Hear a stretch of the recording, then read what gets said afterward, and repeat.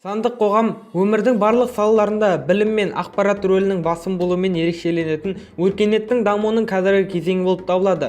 Бұл ақпараттық технологиялардың халық өміріне, сондай-ақ мемлекет пен кәсіпкерлік қоғамның өзара қатынасына ықпал етумен тығыз байланысты. Сандық дағдылар экономиканың барлық секторларының өсуі жолындағы негіз және сандық қоғам мен мемлекеттің сандық қызметтерінің өзара ықпалдастығына қол жеткізуге әсер етеді. Сондай-ақ бәсекеге қабілеттілік пен өнімділікті арттыруға мүмкіндік береді. Осыған орай мемлекет цифрлық дағдыларды кемшіл тұстарын анықтап, сол кемшіліктерді жоюға бағытталған бірқатар бастамаларды жүзеге асырған болатын.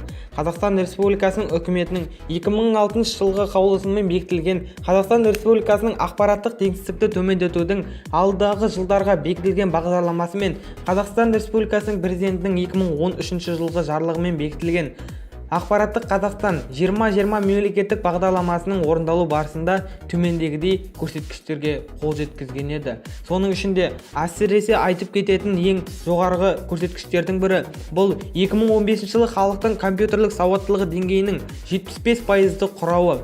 Бұл өткен жылдарға қарағанда 10-15% жоғарғы деңгейді көрсеткенін бізге дәлелдеп отыр.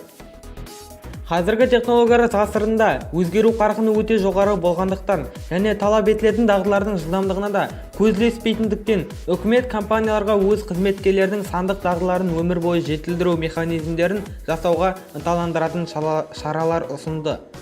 Бағдарламаны іске асыру барысында білім беру, медицина және өндіріс салаларында кәсіби кадрлардың тәжірибелік жұмысы сандық дағдылармен оқыту арқылы жүзеге асырылатын болады. Мұндай тәсіл жаңа трендтерге негізделген қажеттіліктерді анықтауға және мамандандырылған тренингке қажетті көмек көрсететін тиісті ұйымдарда тартуға көмектеседі.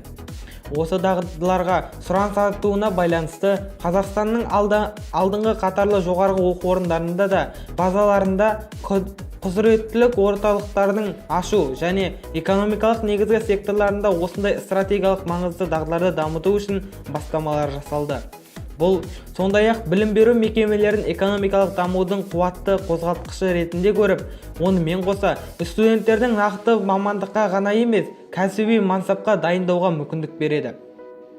Бұл орайда технологиямен және ақпаратпен жұмыс істеу дағдылары тек жас ұрпақтың және кәсіби кадрлардың мақсаты емес екенін атап өту керек. Бұл дағдылар халықтың барлық сегменттері үшін басымдылыққа ие және олардың өмірі мен жұмысына, әсіресе экономика мен тұтастай елдің дамуына әсер етеді.